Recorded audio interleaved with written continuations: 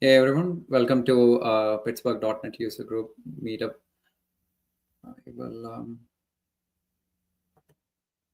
Sorry, we had some hiccups with the presentation here.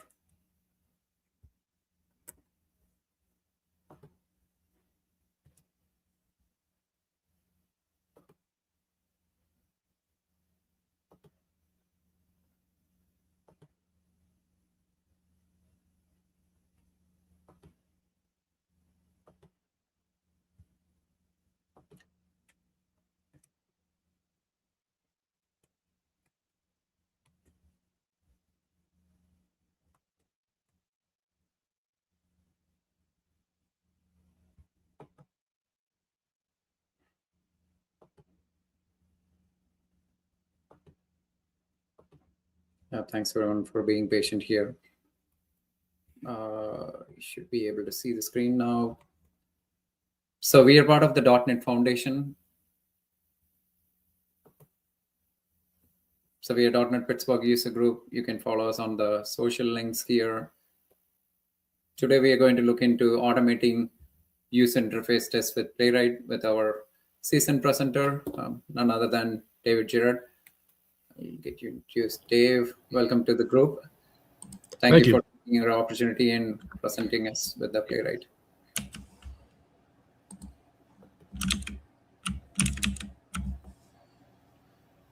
Am I on? Is it my turn? Yes, your turn. Okay. All right. Hello. He said hello and left. Press the wrong button. Come on, man. You said hello and left. Can you see my screen right now? No, you are not chatting yet. I am not sharing my screen. Okay, hang on a second. Let's see. Share screen. Don't show tips again. Bear with me. I'm not, I haven't used StreamYard for a while. Let's use that one. Share that screen right there. Yep, we got it. All right. Welcome to my presentation. Thanks for your patience. We're going to talk about user interface tests and an open source tool called Playwright that allows you to automate unit tests. My name is David. I work for Microsoft. My job is to help our partners to design and build applications on Azure, our cloud platform. If you want to follow me online, I have an active blog at davidgr.com. I also have a couple of TV shows. I'd like you to check them out. Maybe smash that subscribe button. The URLs are on screen right now. If you see any URLs in this slide deck, by the way, you don't have to write them down really fast. At the end of the deck, I'll have a link to the deck itself, which of course will have all of the links in it. So user interface tests, why do we do it? Why bother? Well, there's a lot of reasons why we test the user interface. First and foremost is we want to test that the application does what it's supposed to do. We want to validate the functionality of that application so we can have a better user experience and catch any bugs or inconsistencies or inefficiencies and things like that. We want to ensure consistency. So by frequently testing the user interface, we can get a lot more consistency in our applications. So we want to see if something is physically wrong with the application. Maybe it's a spelling error. Maybe it's you click a button and it actually throws an exception. Maybe it just doesn't do what the specs say it's supposed to do. You say it tells it to save something and it doesn't save it properly. Or you tell it to navigate to page A and it accidentally navigates to page B. Things like that. We also want to catch, if we're building a browser application, we want to catch things that work, ensure that things work properly in different browsers. We as developers sometimes fall in love with one browser, and if we really, really love Chrome, that's fine, but not all of our users are using Chrome. They might be using Firefox, or they might be using Eclipse or Edge or something, or Opera. So we want to be able to test all of those. We want to test for accessibility, make sure that there are the people that have some sort of physical handicap, either permanently or temporarily, that they can use it. And then we want to make it part of our regression testing. So every time we make a change, it could affect the user interface, the way we access. So for example, if somebody changed the name of a field in the user interface, then the data that's bound to that field might change. Or if somebody changed the data name on the back end, and we're expecting the user interface expecting that binding, well, that might break something. So even though we didn't change the UI itself, it might break the UI. It's sort of the butterfly effect. You make a change over here in this part of the system, and it inadvertently has the side effect of breaking something in that part of the system. So these are all really important. I think if you're a believer that applications should be tested and you believe quality is important, you probably sold on these things already. The problem is that it tends to be testing user interfaces tends to be slow, and the reason it tends to be slow is traditionally we've been doing them manually. The traditional way of doing user interface testing is to write a script, and the script is something like, given this, when this happens, then this should occur. So given that the user is on the shopping cart page, when they click the buy now button, then it should add the shopping cart items to their order and process the order and display a page that says order complete with a list of what they are and maybe a link for tracking and sending an email out, whatever. So what in a lot of the organizations I've been over the last many decades of writing software, we would actually go into Microsoft Word and we would write something like this out. So there are all these test cases that said, given going to this page, when the user does this, then they should expect to see this, to experience this. And then a human being would sit down at their keyboard, launch the application, go to that page, and do that action and verify manually by looking at the screen whether or not the expected action occurs. And if it didn't, they'd mark it as not passed. And if it did, then they would move on to the next test. Well, that's time consuming, and that's also potentially unreliable because you're asking someone to do the same thing manually over and over again. There's potential that they might do it wrong the second time. All right, so enter automated UI testing. For a long time, most of us are sold on the idea of automated testing. We want to test our APIs, we want to test our database calls, we want to test all the code we've written that's not part of the UI using testing frameworks like XUnit or NUnit, things like that. Those are really popular, and we can build those into our CI/CD pipeline so that every time we make a change, we can do regression testing and check to make sure that the change that it does what it's supposed to do and that it didn't break anything else in here. Well, the same thing is true of the UI. If we automate this, then we can run these tests faster because we're not relying on a human being grabbing a Word document, reading it, and then typing it out.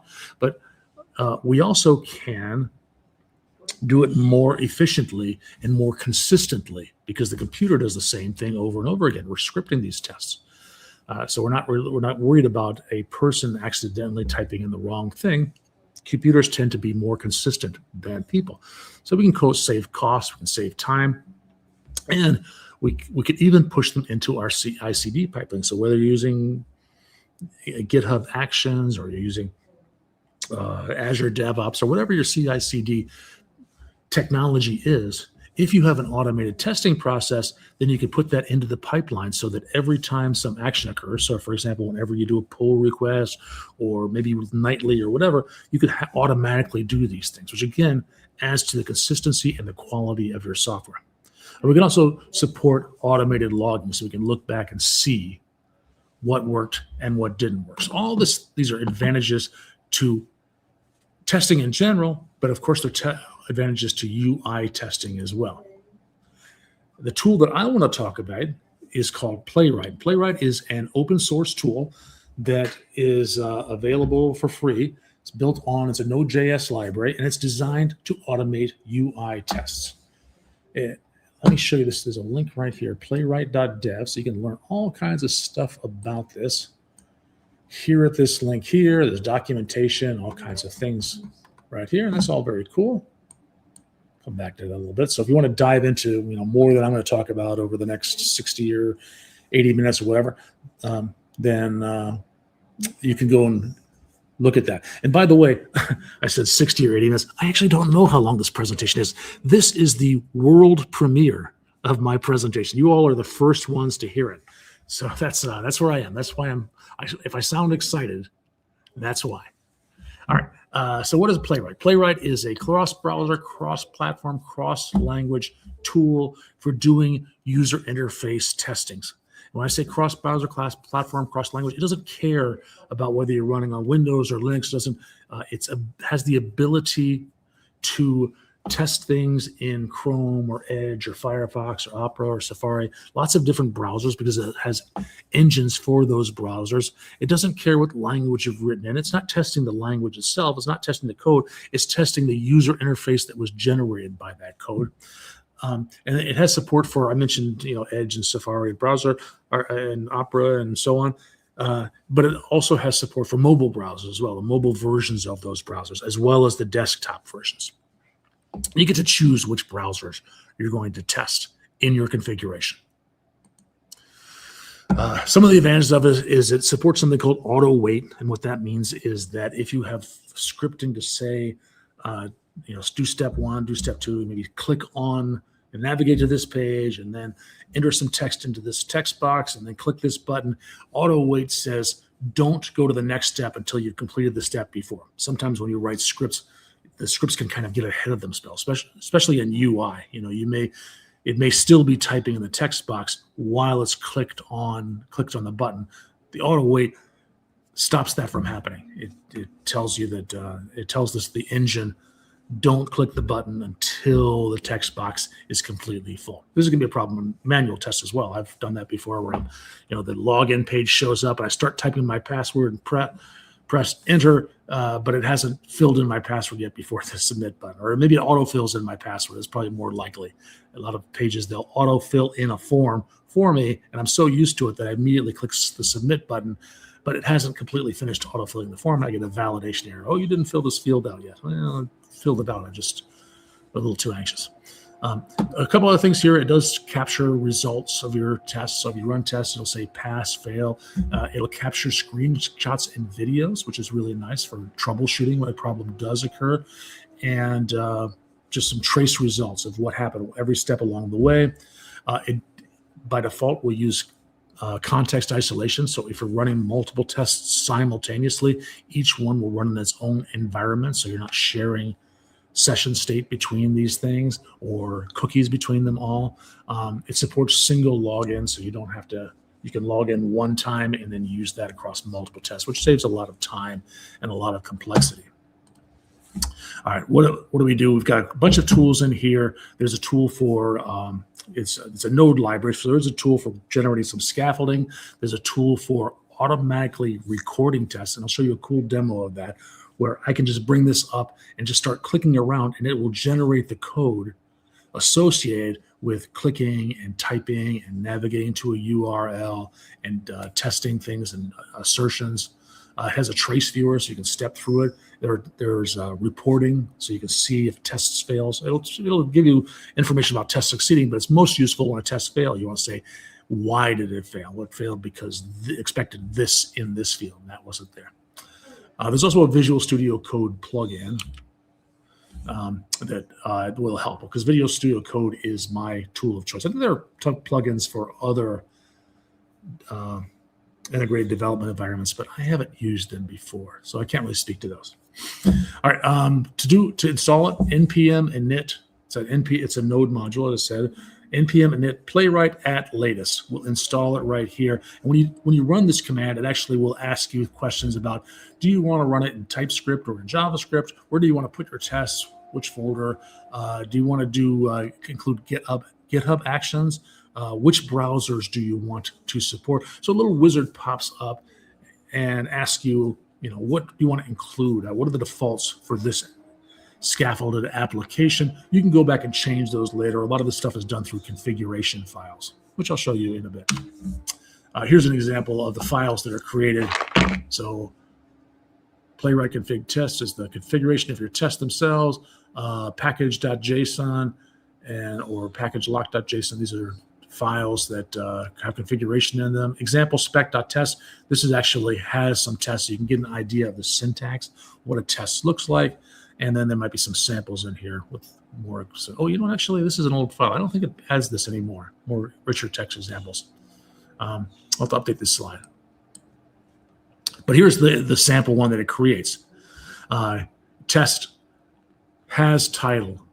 So we're checking to see that if I navigate to this URL, then we're going to check that there is a title for that URL. And we want to say, okay, expect, I'm sorry, this is actually the navigation. Page.goto is, this is the name of the test. This is a TypeScript method right here. This is the name of the test, has title. It navigates to this page right here, and then here's an assertion. Expect that page to have title named Playwright.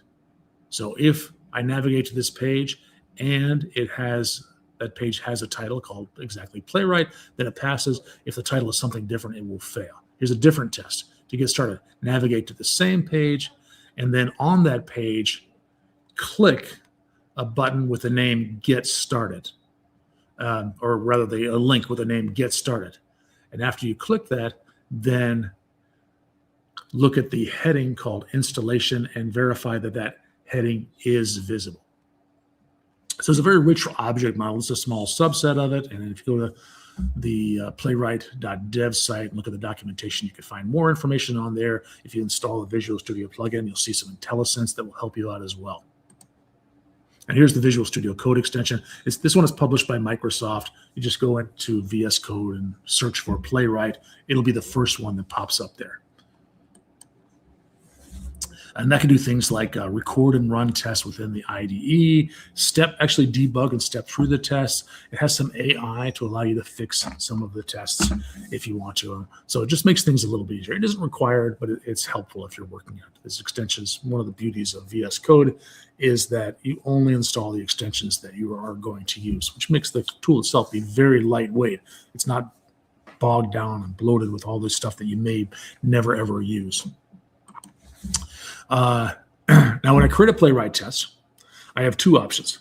I can write the code myself. I showed you an example of the object model before, that sample code, but I can also record my actions. There is a recording tool, and it brings up a user interface, a browser, and on it, as you perform actions on there, it'll actually generate the code for you that then you can copy and paste into the code in your project, which is really nice. And then once you want to, and this is the syntax we're doing, npx playwright code gen.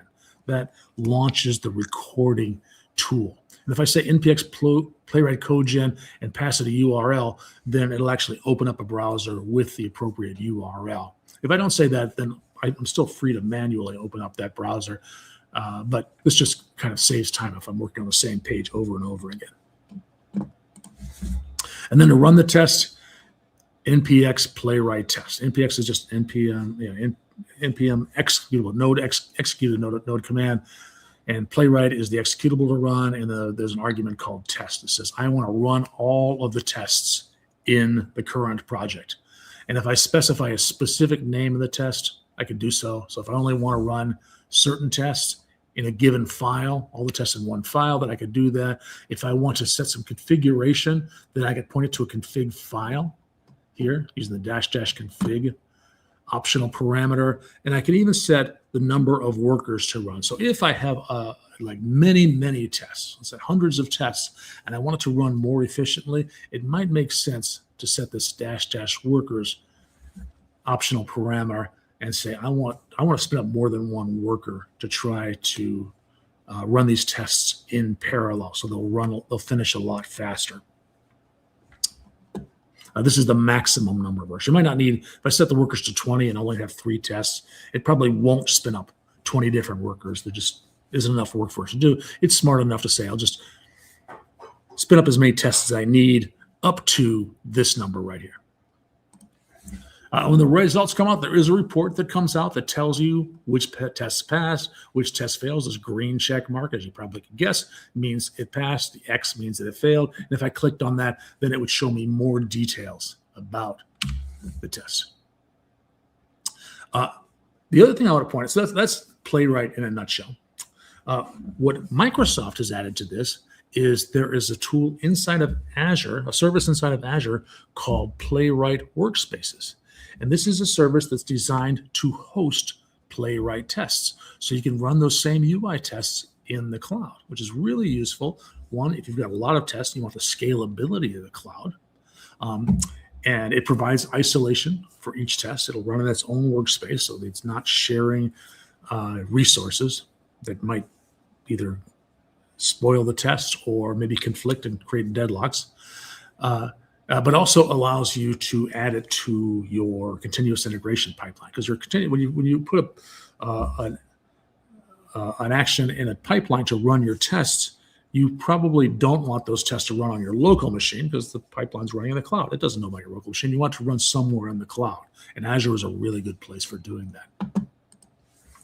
And workspaces are, let's see, this is again, I'll show you a demo at the end of these slides, but if you've used Azure before, you know that to get started in the user interface, you go to portal.azure.com, and then there's a big button on the top left that says create a resource. I click that button, and then I can search for the service I want to create. If I search for Playwright Workspaces, this thing comes out, and I can click on create down at the bottom of that, and it brings up this dialog right here where you can put in a resource group and put in the name of the workspace you want to create, the region that it's in, whether or not to enable reporting. And if you do enable reporting, it'll ask you where do you want to store those reports, and you give it the storage account to store them in, and then you just click review and create, and it'll generate this workspace, a place for your tests to run. And it just takes a few seconds to run. And now you've got all these options, all these on the side here to look at your test runs, to set up security on there, to view the activity logs. There's even a link here to get started that walks you through step-by-step how to run your tests inside of this Azure workspace.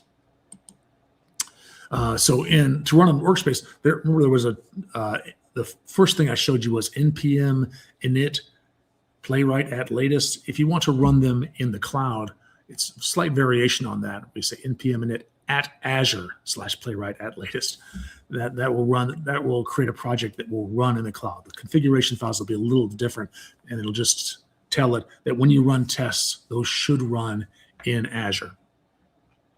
When you're running in the cloud, if you're checking tests in, you probably want to not hard code some of the information that you're using. You probably want to save those environment variables, and there's npm tools for doing that, saving them in a .env file.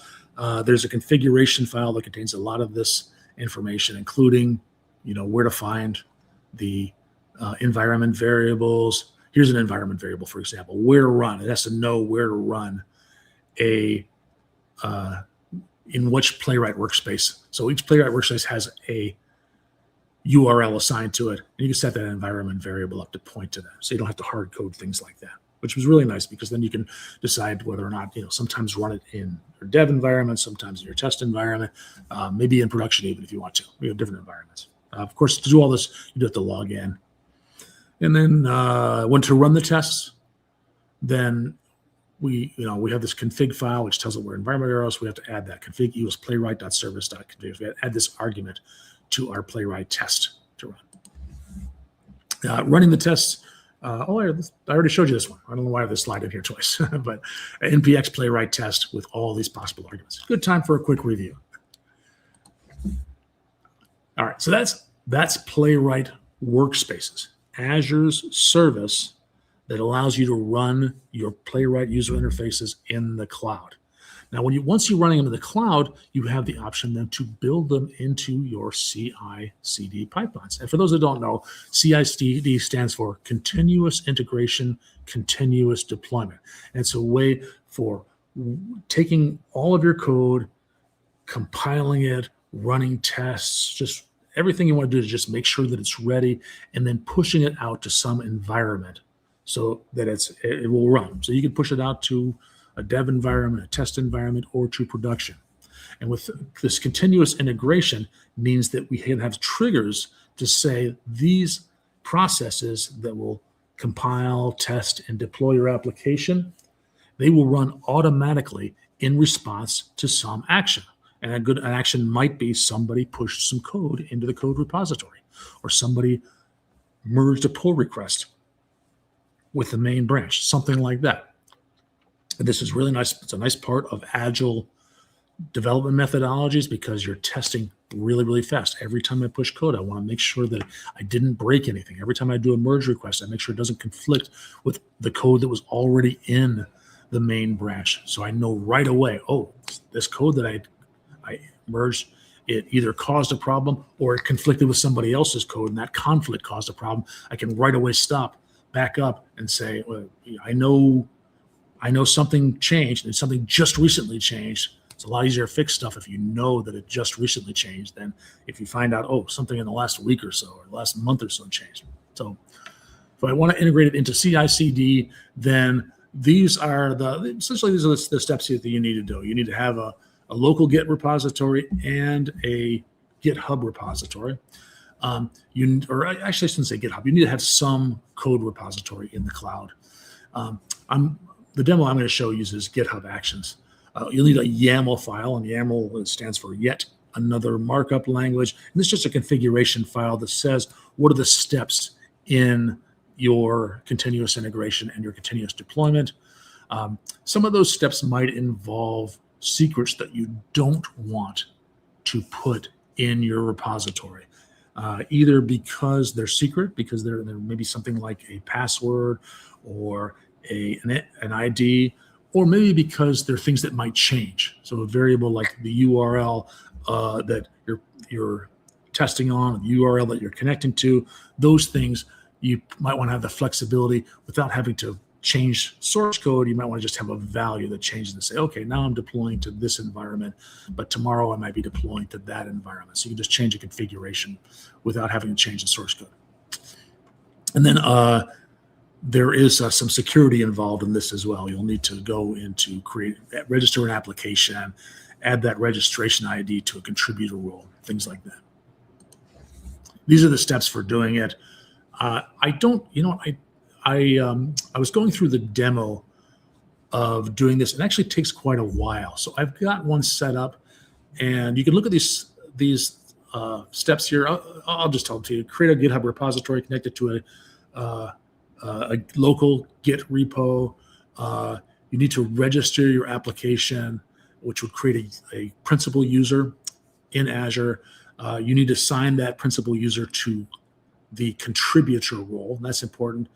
And then you need to give that user permission to push code into the main branch or whatever branch you're specifying to do the actions in GitHub that it needs to do.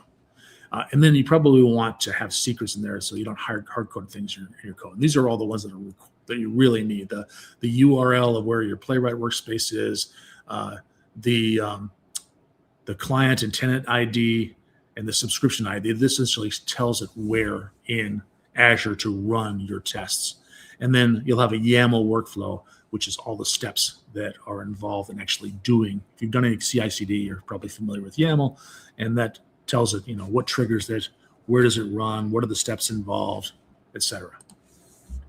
All right, this is my last slide. Really, is just a word of caution.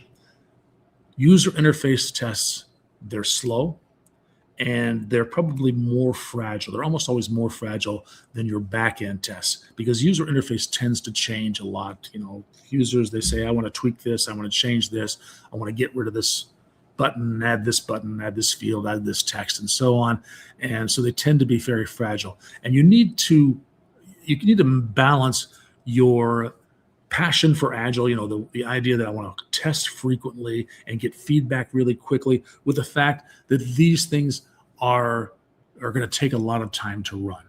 They just take longer to run than just calling an API that does a quick calculation. And so I'm not saying don't, but you might not want to be running your UI tests every single check-in if those UI tests are going to take minutes to run, because that might slow down your development process to an unacceptable rate. Maybe you want to run them only when you do a pull request, or maybe you want to run them only when you do maybe nightly or something like that. How you do it is up to you, but you really need to think about that balance. Is when you want to do it. You don't want to wait too long because now, oh gosh, a user interface test broke. And this is the first time I've run it in a month. Something that happened in the last month broke it. Now I've got a lot of detective work to do. Whereas if you run it every time you check in code, well, now you know that like the code I just checked in broke it. Probably somewhere in between there. Just something to think about. All right, time for a demo. Let's do that right now. I am going to launch Visual Studio Code right here. And I will open a folder.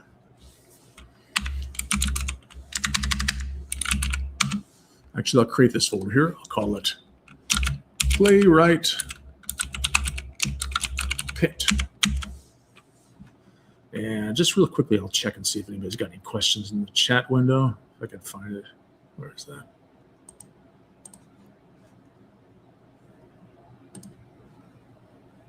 Private chat, comments. All right. Don't see any questions in here, so I will continue right here. And so back to here. So I just created. I create that folder? Playwright test, yeah. So select that folder. So now I've got an empty folder here on my local hard drive, and I am going to open up a terminal window.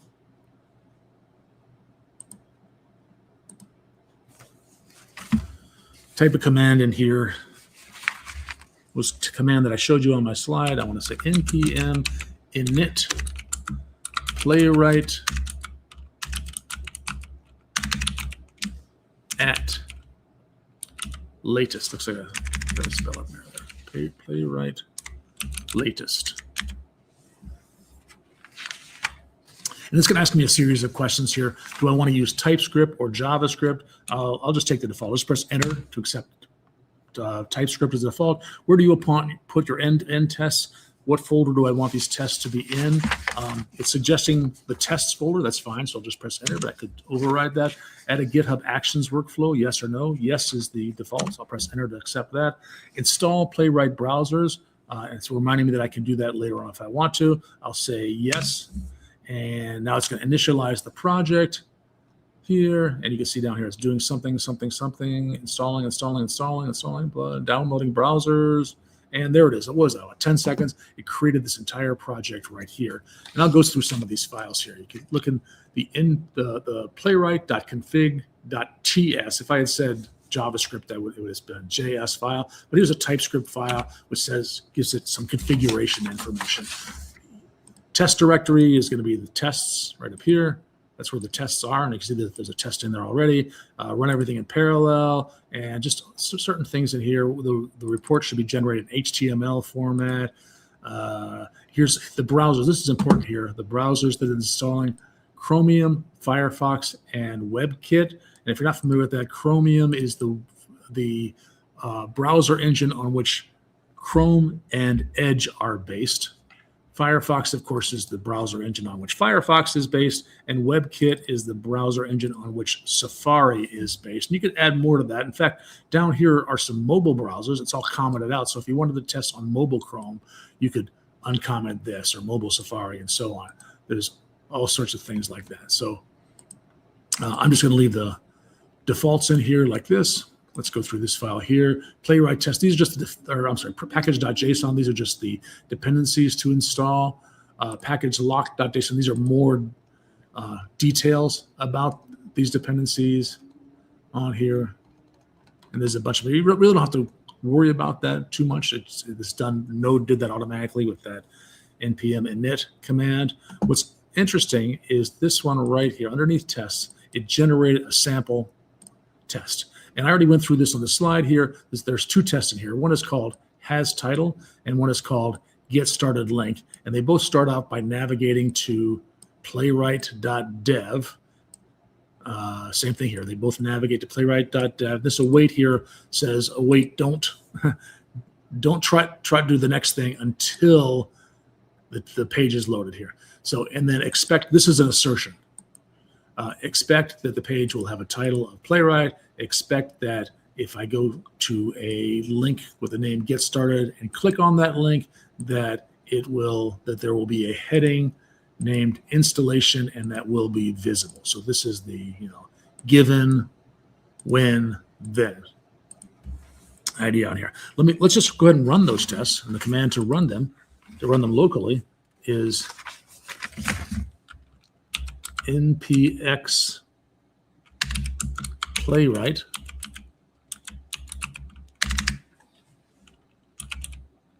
I should bump up my font here. Let's see if I can do that. Test. Let me see. View. Testing search. How do I zoom in on this? Appearance. Zoom in. There we go. There we go. Okay. So npx playwright test right here. And look at that. It says it's running 6 tests. Isn't that interesting? Because I told it there are only 2 tests. There's a has title and there's a get started. Those are the 2 tests. And yet it's running 6 tests. And the reason it's running 6 tests is because when I configured it for 3 different browsers. And it's running each one for those 2 tests for each one of those browsers. That's why there are 6 tests. All 6 of them passed. It only took 10 seconds to run that. And if I want to see the results of that, it's actually telling me that right here. npx playwright show report is the command. So I'll do that. npx playwright show -report right here. And that'll launch a local web server. And you can see there they are. These are the 6 tests. 2 in Chromium, 2 in Firefox, 2 in WebKit. If I click on any one of these here, it shows me all of the steps in that, and I can drill down and see even more information about exactly what happened. It's more useful when something fails. So let me close that and do this. Kill that local web server so I can start over again. And this is the Playwright test, getting started with Playwright. I'll pause here. Are there any questions?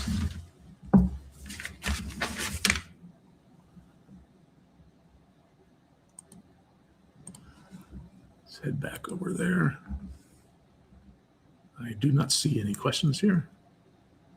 All right, so I will proceed. All right, the next thing I want to show you is how to generate your own tests. And there are 2 ways to do that. Here's a test right here. You can use this object model. There's some IntelliSense, await, expect.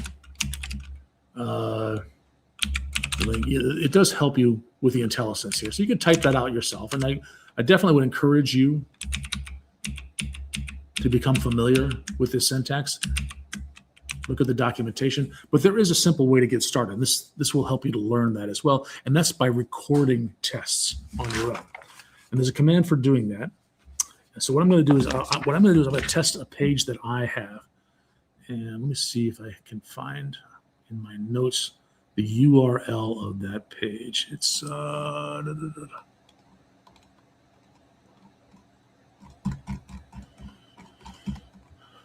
this is it right here. All right, so I have a page that I've created here. It is a web page. It's just some text up here, a couple of text boxes, some radio buttons right here, and a submit button right there. And what does it say? What is your name? What is your quest? What is your favorite color? So these are important questions that we all need to ask ourselves. And I want to test this application. So let me go back into Visual Studio Code. And to get started, I want to use the recording tool to do that. The way that I do that is with the code gen command. So go down to the terminal here, npx playwright code gen, and then the URL. Let's see if I hit enter there. Oh yeah, the completion help me out here. In that. And what that does is it launches, first of all, I told it which browser, which URL. So it launched a browser. I'll drag that over onto this screen right here. And there's that same web page in a browser. And then also it put up this window right here, which has some code. So I'll put these side by side so you can see them. Not sure if I can zoom in on that. I'll zoom on that a little bit. There we go. And over here, you notice as soon as I clicked, it generated some code. I just clicked on that. So the first thing it did, page.goto, it navigated to this URL right here. And then page.locator, because I clicked on that, I really didn't want to click on that. So I could just come in here. And I guess I got to delete that from here. But I'll go in here, I'll click on what is your name. Click, and you see that there's the code to click on a text box named what is your name required .click. I'll do that. And of course, my name, I'm going to put my name in here. It is Arthur, King of the Britons. All right. And then I'll click on what is your quest. Click on that. And I'll type in what is your quest. And I think you know the answer to this. It is I seek the Grail. Exclamation point. All right. And you can see right here that click on it, fill it in with I seek the Grail. Click on it, fill it in with Arthur, King of the Britons. And I'll come down here. What is your favorite color? And I'll select blue. No, green. And it generated code to click on blue and then green radio button. And then I'll click the submit button right here. And it navigated to this page right here. And that's not enough. I want to have, so given that I was on that page, when I fill in these text boxes and click submit, then I expect something. So I want an assertion here. And then right up here, if I hover over this toolbar, there's a button, assert visibility or assert text or assert value, things like that.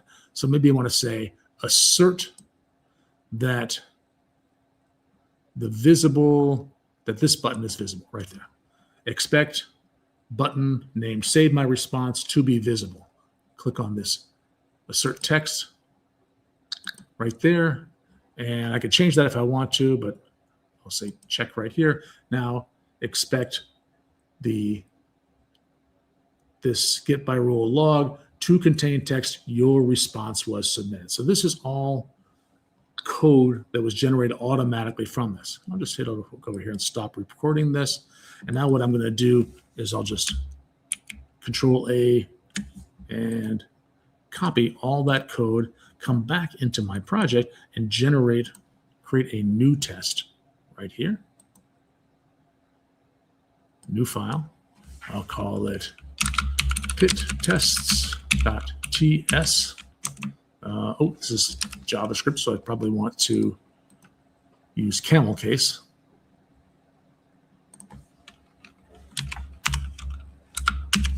There's the convention. And I'll just paste that code into here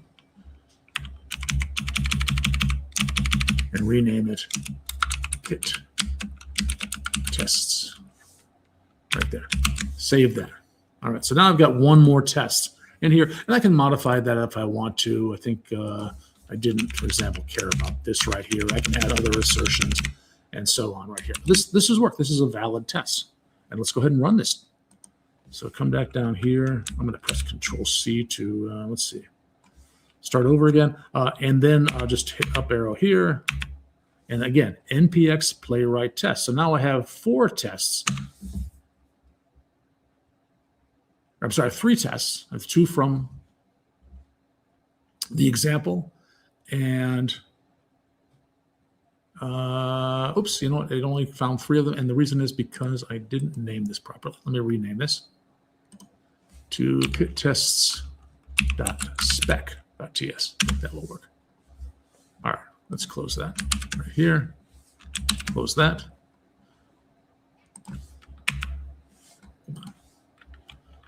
Let's do that. That should work. So now 9 tests. And that's because there are 3 of them, 3 tests, but there are 3 different browsers. It's going to test it in, and it's going to test it in WebKit, and then in Chromium, and then in Firefox, each one of those engines. And it seems to be taking a little bit longer this time, and I know why that is. It's because one of the tests is failing. So I can let it go. Let's wait till it's finished.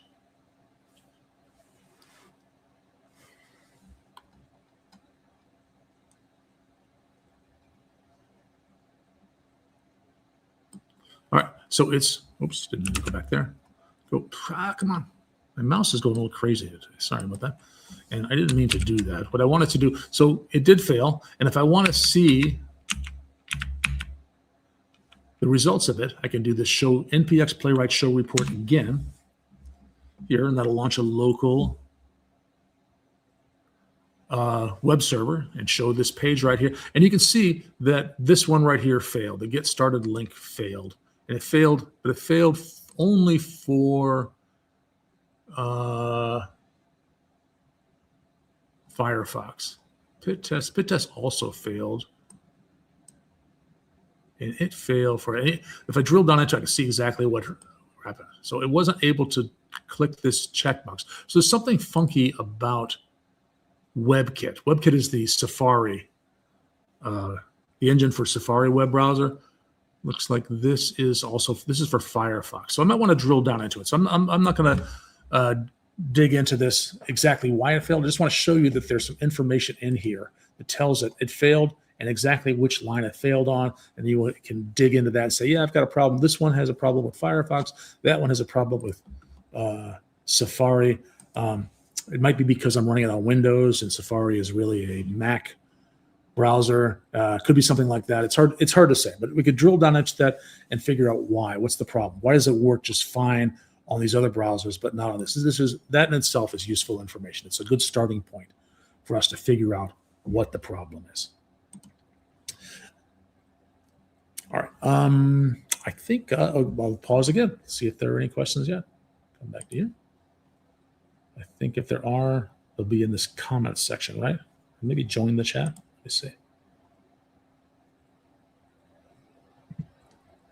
Yeah, that's right, David. We don't have any at the moment. Okay. All right. Just checking. All right.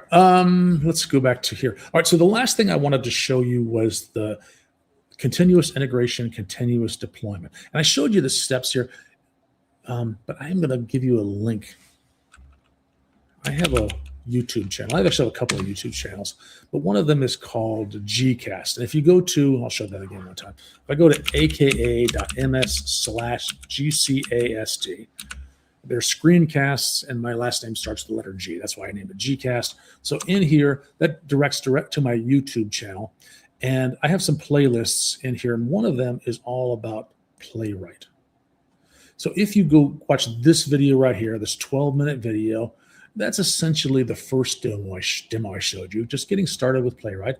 If you go to this one, this 8.5-minute video, that's essentially that's what I'm going to show you. Oh, you know what? Actually, I'm not done yet. I wanted to show you running in Azure. Oh gosh, getting ahead of myself. So this is the demo I'm going to show you right now. And then the third one is incorporating into a CI/CD pipeline. All right. So if I wanted to run this in a Playwright workspace, then I need to log into Azure. And the way if you don't have an Azure account, then you can get a 30-day trial for free.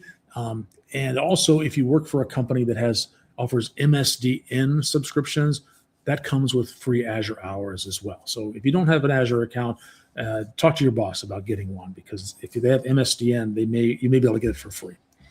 All right. And I mentioned this, there's a big create a resource button up here at the top. That's how we create just about anything in the Azure UI. I can come in here and search for Playwright Workspace here. And there it is right here, Playwright Workspace. So I say create Playwright Workspace. This dialog pops up, and I put a resource group in here. I can select an existing resource group, or I can create a brand new resource group right here. I give it a name. I could call it something like Playwright Pit PSWS for Playwright, or PWWS for Playwright Workspace, something like that. Select the region, which is Playwright Workspaces are not available in every Azure region. These are the ones they're available in. And then if I wanted to have reporting stored in the cloud, I can enable it here and tell it where to store that. Select a storage account or create a brand new storage account right here. So I won't do that right now because I've already got a Playwright workspace that I've created. I don't want to clutter up my account with all these other things here. So right here, I think is where it is. Come on. Playwright. This is the Playwright workspace I've created right here. And what's nice about this is that not only is there things like you can see some of the logs in here, you can specify, who has control and what kind of control they have. Tags are something that every Azure resource supports. It's just basically name value pairs. They don't really do anything, but they allow you to sort and filter in your reporting. So if you had some resources that all belong to the finance department, you might want to say department equals finance, and then you'd be able to find all those resources and how much processes they were running, how much they're costing the company, things like that. But what's really interesting here is this get started, because that tells you exactly what to do. And when I got started, I said npm init playwright at latest. But if I want to run it in the cloud, I want to say at Azure Playwright at latest. So let me do that. I'm going to go over here to the copy button. That's step one. Let's go ahead and do this. Go into here and stop that web server. And I'll just say npm init at Azure Playwright at latest.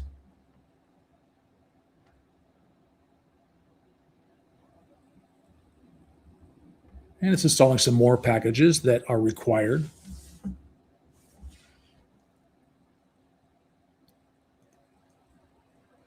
For this. So if I go into, for this, the important one here is this right here, and there's some configuration in here.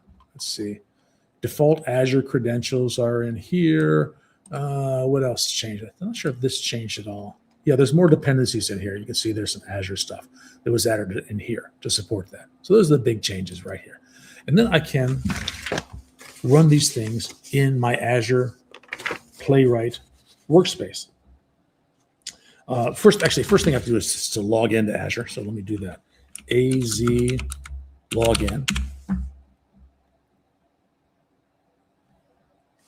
And this actually on my other monitor is asking me which account do I want to use. So I selected my Microsoft.com account. And for some reason, I have just dozens of Azure subscriptions that I have access to, many of which don't even exist anymore. So it's going to ask me which one of the subscriptions do I care about. These are mostly other companies that I've worked with, and they at one time gave me access to their Azure account, and they no longer do. So that's why it's saying it failed. But the default one is number 44 right here. That's my Microsoft one, and I could just press enter here. I could type 44, or just press enter to accept it. Now I've logged in to the Azure account. You probably won't have to go through that step, because you probably only have one Azure account. All right. All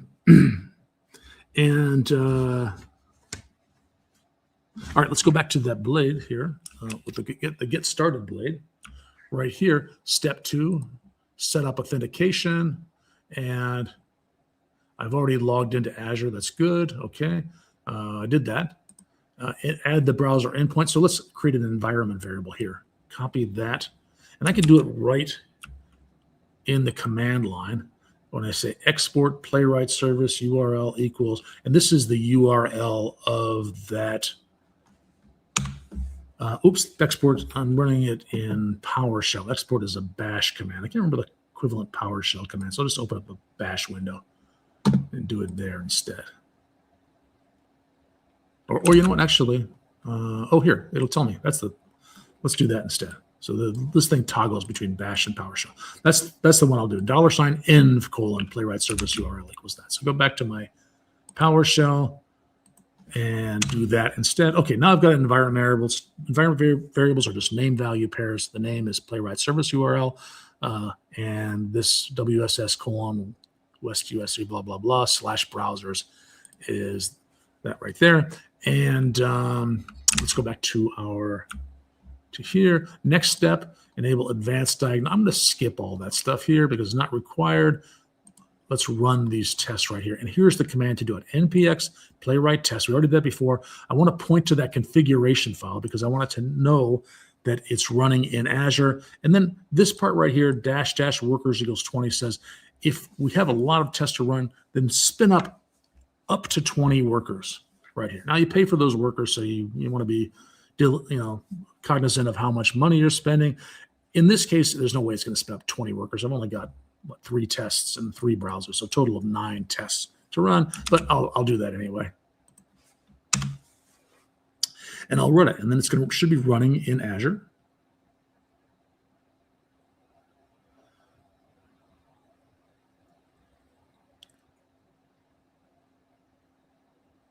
Nine tests.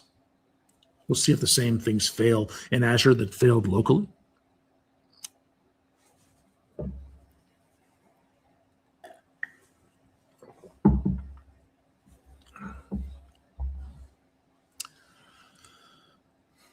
The fact that it's taking a while, there's a timeout in here. So that tells me that probably something is failing, because these tests should run pretty quickly, but if they don't run quickly, there is a retry option in here, and that's configurable. It'll retry for, I think, 30 seconds at a time. So one did fail, and there's the report that came up automatically. This is the one that failed. It failed in Safari, and you can kind of dig into it and see.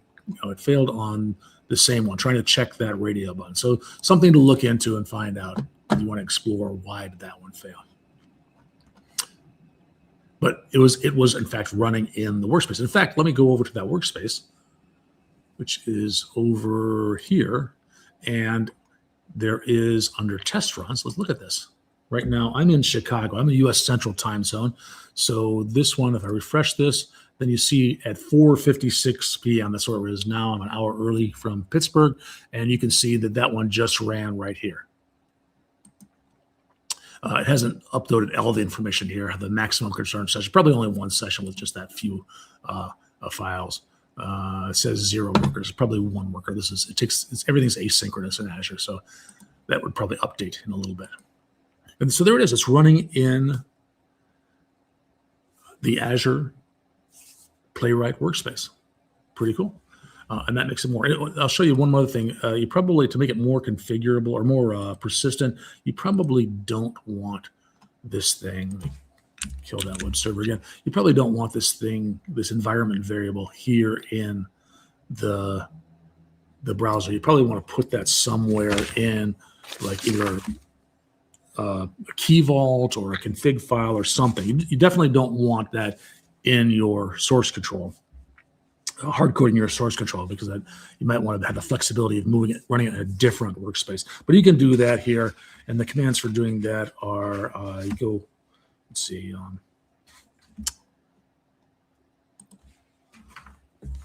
If I do play,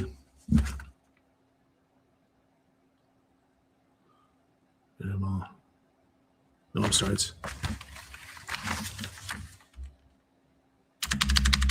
I think it's here. npm -- save -dev .env. Let's spell that wrong. Something wrong here. npm save -dev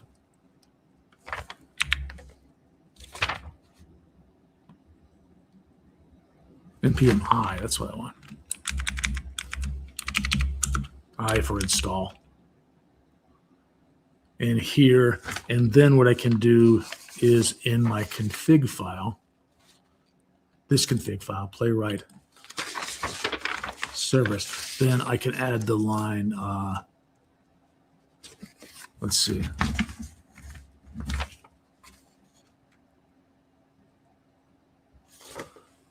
I want to copy that out. It's pretty long, so I want to do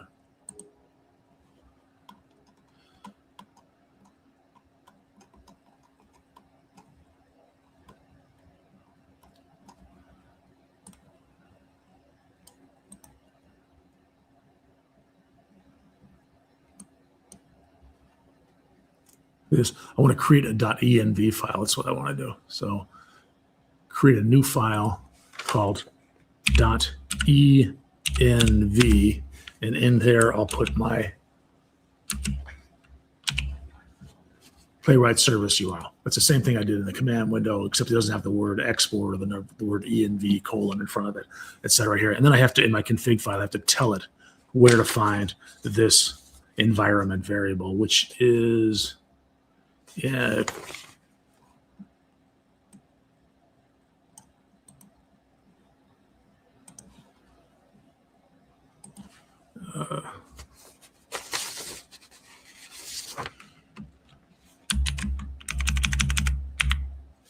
So it's right here. Here, require.env. Let's see if that works. .env file. So this would be okay,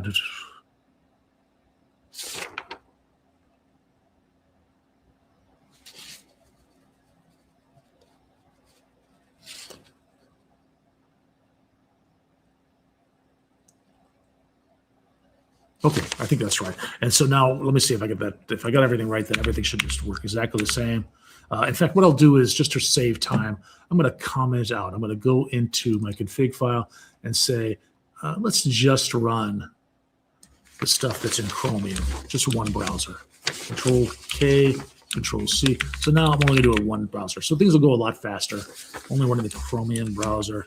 And now if I run these tests, npx playwright test --config playwright.service, I can get to this test workers equals 20. It should only run 3 tests, not 6, or not 9 rather. And it's running, it's getting the secrets out of there. They all passed. And if I say show report, which is in my history, where is it? There it is. Show report. Then I should get a browser with just these 3 tests in it in 2 different files here, and they've all passed. So that's a way of persisting it. Yeah, you can put environment variables in the command window, but then when I close that IDE and reopen it, I'll have to reset those environment variables. All right. So that is running tests in the workspace. Quick pause here. Any questions? Where are we here?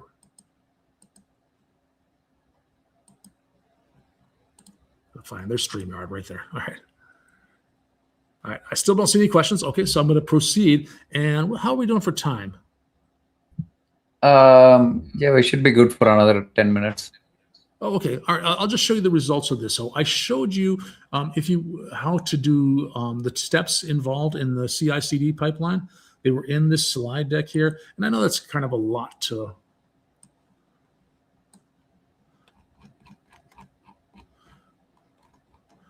look at here. This is just a quick summary. Have a GitHub repository and a local GitHub.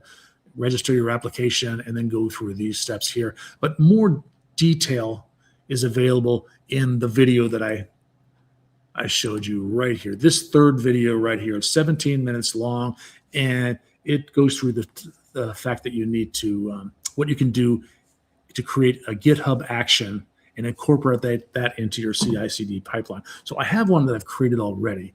What I'll do is where's my GitHub repo?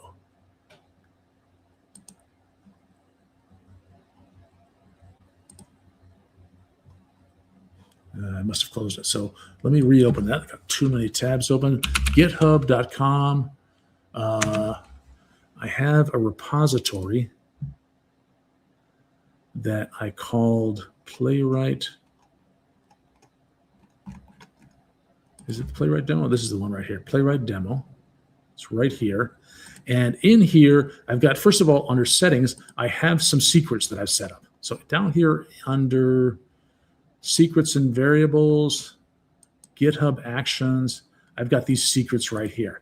And I need to populate that. And it tells you in the video, it shows you where to do that. But basically, when I register an application in Azure, if I go to Azure.com, there is the option to register an application, which I've already done.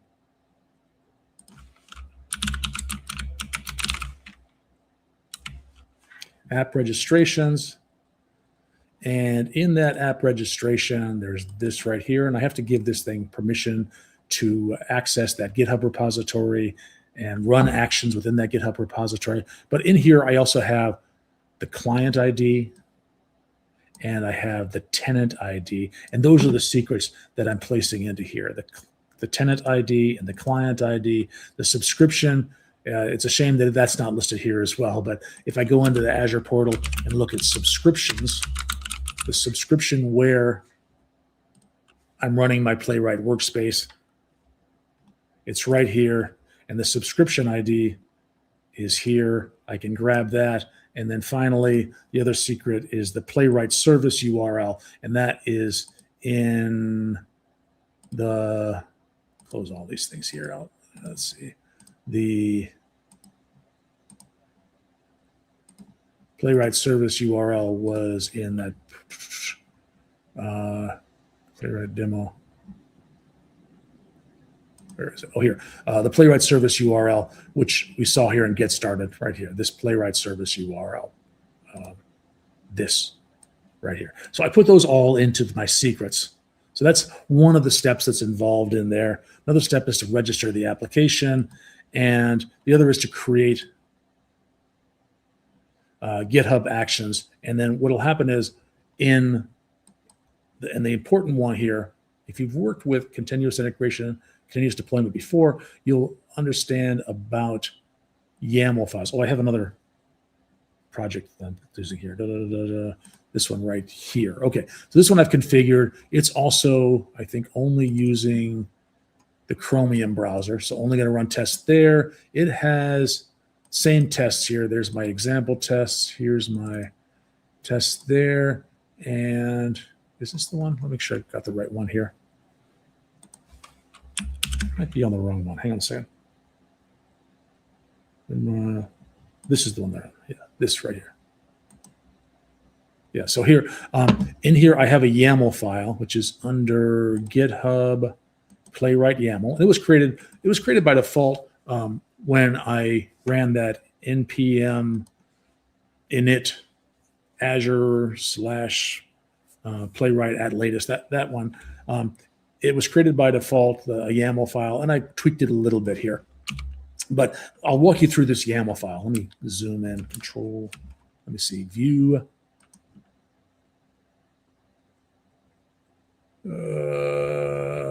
Appearance, zoom in.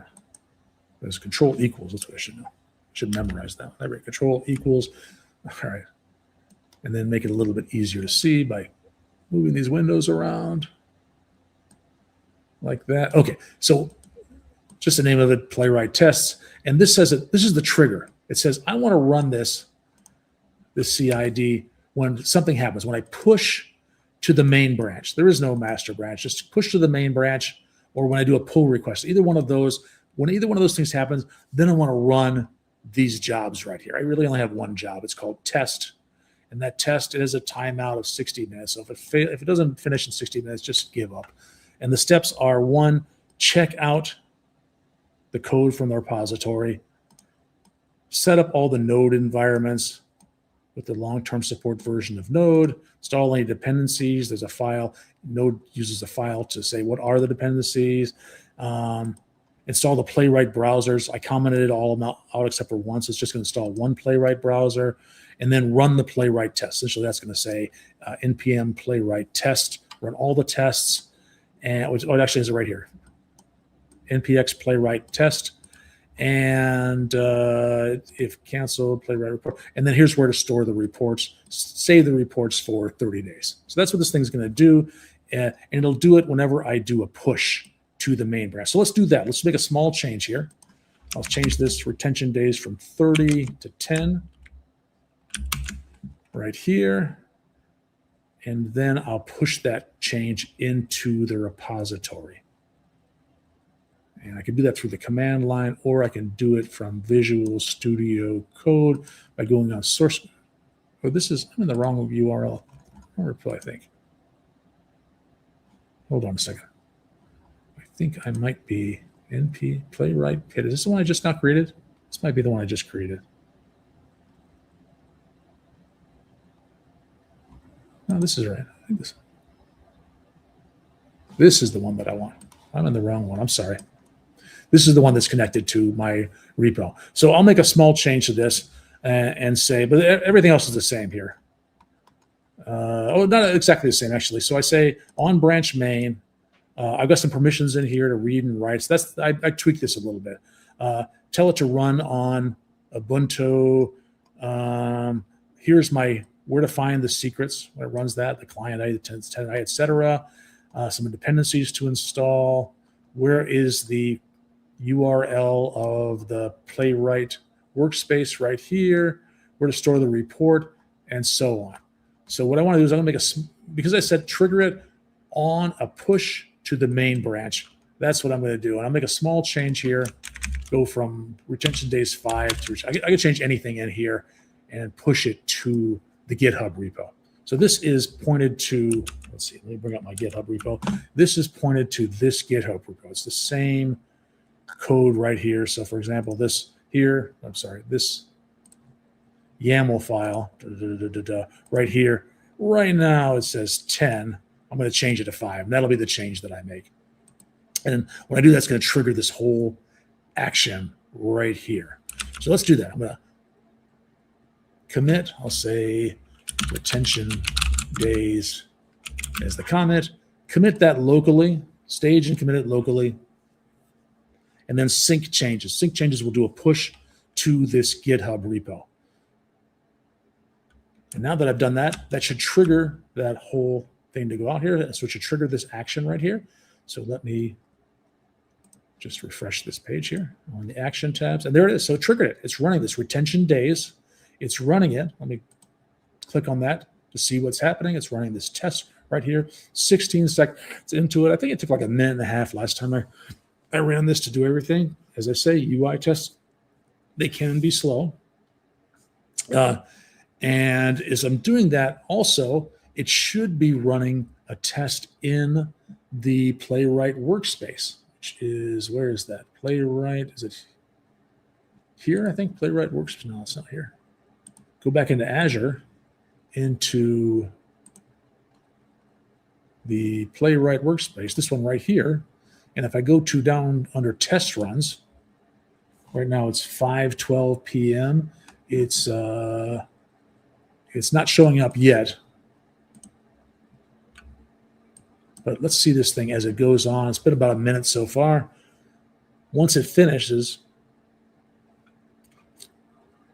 it'll either pass or fail. It should run those 3 tests, or 3 tests in one browser, so a total of 3.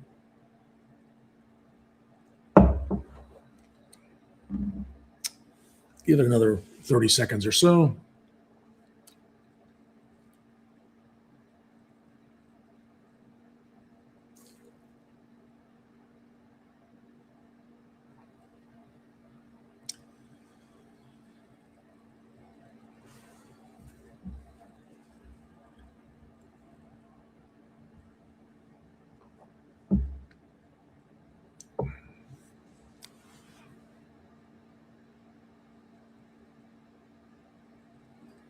All right, so it's done. It passed. I can drill down into it here and get a little bit more information about everything that happened in this action.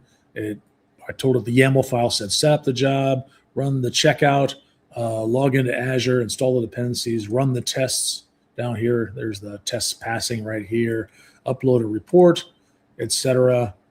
And post login, post run, complete job, and so on. And if I go back over to the Playwright workspace, because I told it to run in the Playwright workspace, and refresh this, I should see that. And there it is right there. It ran, and just a little bit of information in here.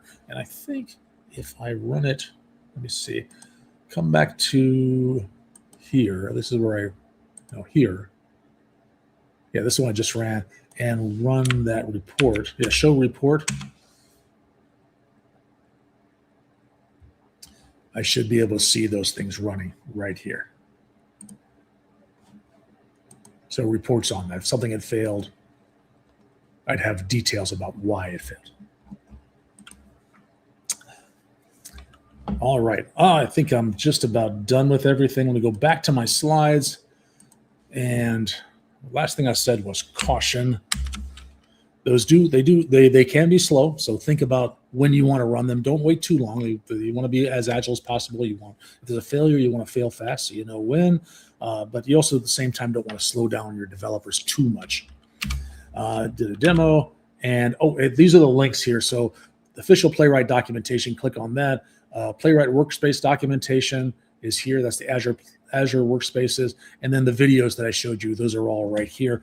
I don't show the URL here because what you can do, well, this is me right here. So you can find me online just about anywhere. Please smash the subscribe button to my 2 TV shows, especially this GCast one, which has information about that. And these slides right here, that tiny URL will get you to these slides, or you can take a picture of that QR code, that will just take you there as well. And both of them, let me click on that just to prove it, that they will take you to, I said, click on that. There we go. Right here. And that takes you to the slide decks that I showed you here. So now you'll have all those, all the links that are in that slide deck and any of the notes that I had and so on, including the videos that I showed. My name is David. I really appreciate your time. Thanks for inviting me into your home.